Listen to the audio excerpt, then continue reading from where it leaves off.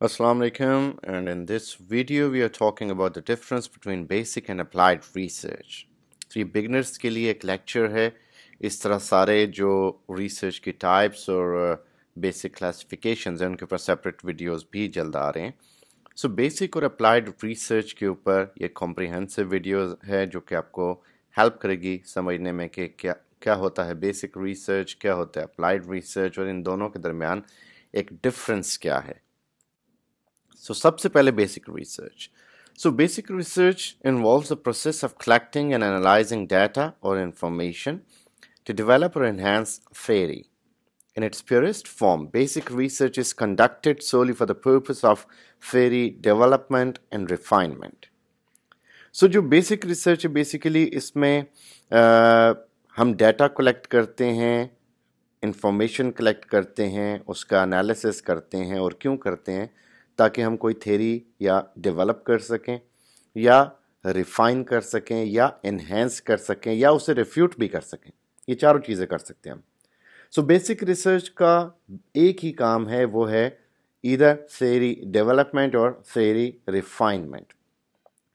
Development in a form कि अगर कोई उसके ऊपर थेरी ऑलरेडी एग्जिस्ट नहीं करती, रिफाइनमेंट इन अ केस कि अगर एग्जिस्ट करती है और उसके अंदर कुछ खराबियां हैं या चेंज होना उसमें कुछ यकीनी है या उसके अंदर कुछ चीज़ों को मज़ीद बेहतर बनाया जा सकता है, तो वो काम बेसिक रिसर्च करती है।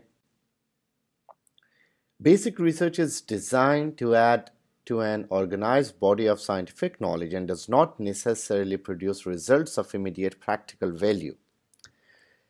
इसका काम एप्लीकेशन से नहीं है। Basic research has got nothing to do with application of the theory. इसका काम है कि एक ऑर्गेनाइज जो बॉडी है साइंटिफिक नॉलेज की, उसमें अपना कंट्रीब्यूशन ऐड करे, उसमें अपनी थीरीज लेके हर जगह पे हर एक फील्ड में मुख्तलिफ सेगमेंट्स में थीरीज डेवलप होती हैं। सूरज ज़मीन के गिर्द घूमता है या ज़मीन सूरज के गिर्द घूमती है, ये भी दो थीरीज हैं। तो इस तरह जो नई थीरीज आती हैं कि नमूनिया जो है वो सर्दी से होता है या नमूनिया जो है वो लंग्स या उस पे या बैक्टीरियल और वायरल इन्फेक्शंस की वजह से होता है, ये भी थ्योरी है। कोविड जो है वो सांस लेने से फैलता है या टच कंटेजियस है या फिर ये एक वायरस है जो कि ऑलरेडी एटमॉस्फेयर में, ये भी थ्योरीज हैं उसके ऊपर। सो मुख्तलिफ थ्योरीज हैं, जिस तरह Y2K ईयर 2000 किलर, ये भी एक थ्योरी आई कि जब 2000 आएगा तो कंप्यूटर्स जो हैं वो हॉल्ट हो जाएंगे, काम करना छोड़ देंगे, ये भी थ्योरीज थी। सो ये मुख्तलिफ थ्योरीज होती हैं। इनका मतलब ये नहीं होता कि आप इन्हें प्रैक्टिकली अप्लाई भी कर सकते हैं किसी इमीडिएट प्रैक्टिकल वैल्यू के लिए। सो मुख्तलिफ थ्योरीज आती हैं, उनमें से कई एक्सेप्ट हो जाती हैं वक्त के साथ, कई रिजेक्ट हो जाती हैं, कई ट्रांसफॉर्म हो जाती हैं, कई रिफाइन हो जाती हैं।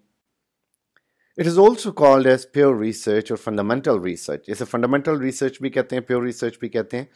It is aimed at discovery of basic truth और प्रिंसिपल्स। सो इसका बेसिक मकसद क्या है? ट्रूथ को सामने लाना और बेसिक प्रिंसिपल्स को सामने लाना।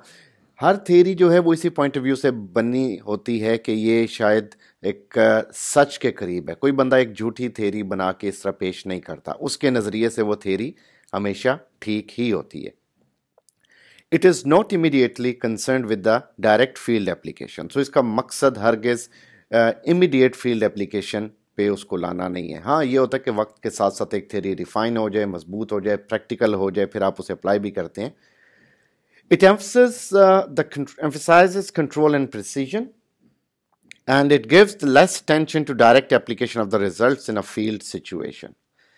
So जो रिजल्ट्स हैं उनके, जो भी उस थ्योरी के रिजल्ट्स हैं, उन्हें वो डायरेक्ट किसी फील्ड सिचुएशन में, किसी और नई सिचुएशन में अप्लाई नहीं कर सकते, ना करते हैं, क्योंकि this is only for the sake of giving some contribution to the body of the knowledge that is existing. So इसमें जो हमारे पास लेबोरेटरी अप्रोच है, so usually basic research is conducted in laboratory. The equipment and apparatus is needed to carry out the research. So आपके पास इसके लिए equipment होना ज़रूरी है, लैब होनी ज़रूरी है।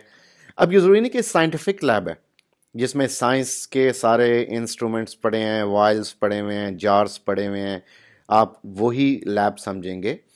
ये आपका जो ब्लड सैंपल टेस्टिंग लैब्स, ये लैब वो भी हो सकती है, उसमें भी इन चीज़ों पे काम हो सकता है कि नई थेरीज आप डेवलप कर सकते हैं।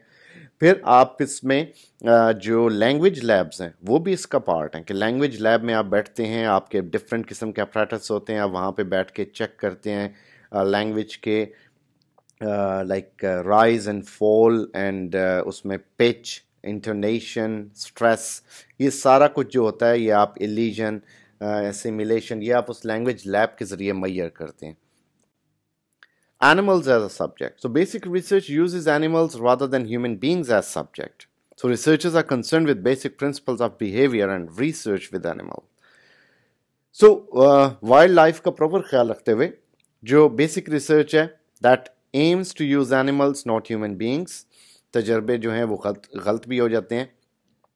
आपको एग्जांपल दूंगा गलीवर्स ट्रेवल्स की। तो गलीवर्स ट्रेवल्स में एक जो अकेडमी ऑफ प्रोजेक्टर्स में जब वो जाता है तो वहाँ पे वो एक ऐसे एक डॉक्टर को देखता है जो कि पेट दर्द की एक दवाई ईजाद करता है, कॉलिक ड्रॉप्स टाइप। सो वो पहले एक कुत्ते को, वो एक डॉग के ऊपर वो एक्सपेरिमेंट करता है और वो डॉग उसी वक्त मर जाता है। सो दैट मीन्स कि अगर ये ह्यूमन बींग्स पे अप्लाई किया जाता तो एक इंसानी जान चली जाती। इसी तरह लाइका जो फर्स्ट डॉग था that was sent to the space, that shows के इस तरह के एक्सपेरिमेंट्स जो होते हैं फॉर द थ्योरी डेवलपमेंट आप डायरेक्ट इंसानों पे नहीं कर सकते क्योंकि you are not sure about the results, तो आप उन्हें पहले एनिमल्स पे करते हो। Control and precision. So use of animal rather than humans allows a much higher level of control and precision than is possible with human beings. That it exactly tells you what is going to happen. Like आप एक frog dissection करते हैं तो उसके interiors human being के interiors जैसे हैं, तो आप उसके ऊपर पहले हाथ सीधा करते हो, ठीक है। तो एनिमल्स जो हैं वो आपको एक ज़्यादा हाई कंट्रोल प्रोवाइड करते हैं, एनिमल्स पे तजर्बा करना, उनको यूज़ करना, ज़्यादा प्रिसीजन मिलती है जो कि ह्यूमन बींग्स की सूरत में पॉसिबल नहीं हो सकती क्योंकि रिस्क फैक्टर उसमें बहुत ज़्यादा होता है। सो एनिमल्स के मामले में रिस्क फैक्टर उतना नहीं रहता। Research workers, so a lot of basic research has been done by the workers in behavioral sciences as sociology and psychology. So ये भी बड़ी theories develop करते हैं sociologists और psychologists।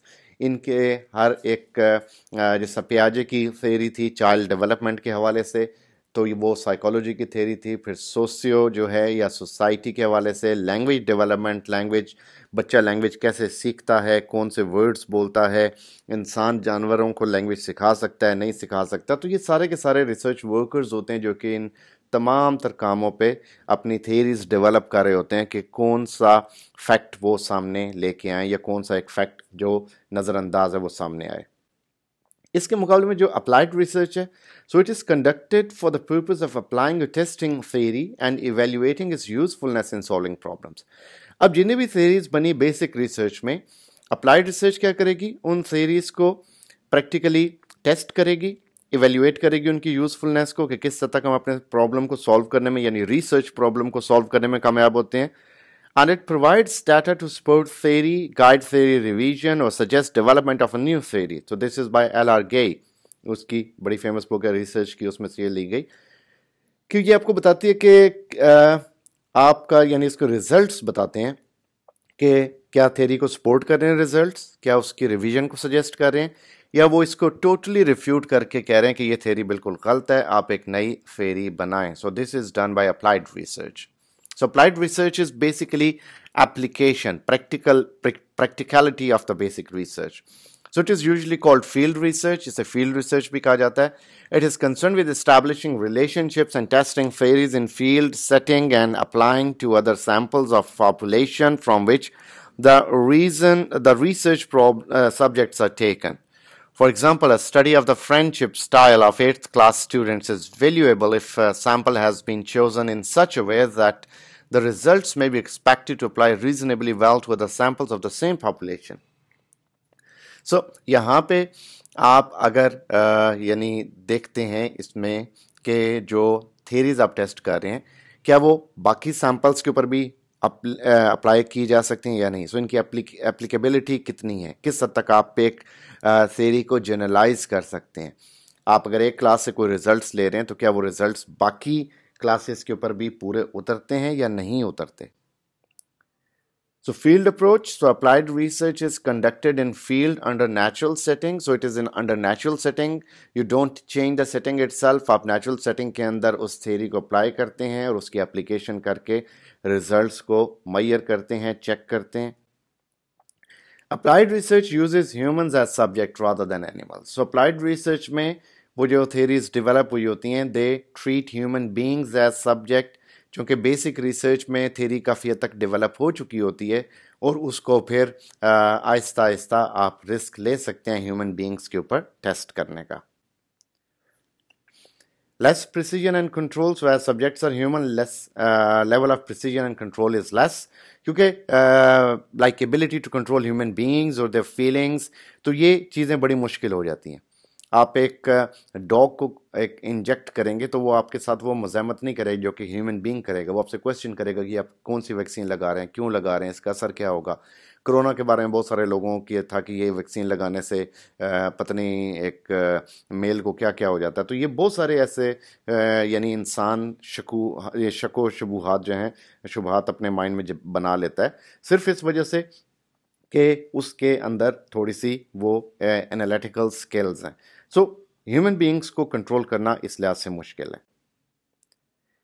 सो इसमें हमने देखा कि बेसिक और अप्लाइड रिसर्च होती क्या है, इनकी फंक्शनैलिटी क्या है, कहाँ पे ये काम करते हैं, किस नौइयत का काम होता है, इनके आपस में डिफरेंसेस क्या हैं, बेसिक रिसर्च क्या करती है, अप्लाइड रिसर्च उसको क्या करती है, उनके सब्जेक्ट्स क्या हैं, उनके वर्कर्स क्या करते हैं और उनकी नौइयत क्या है.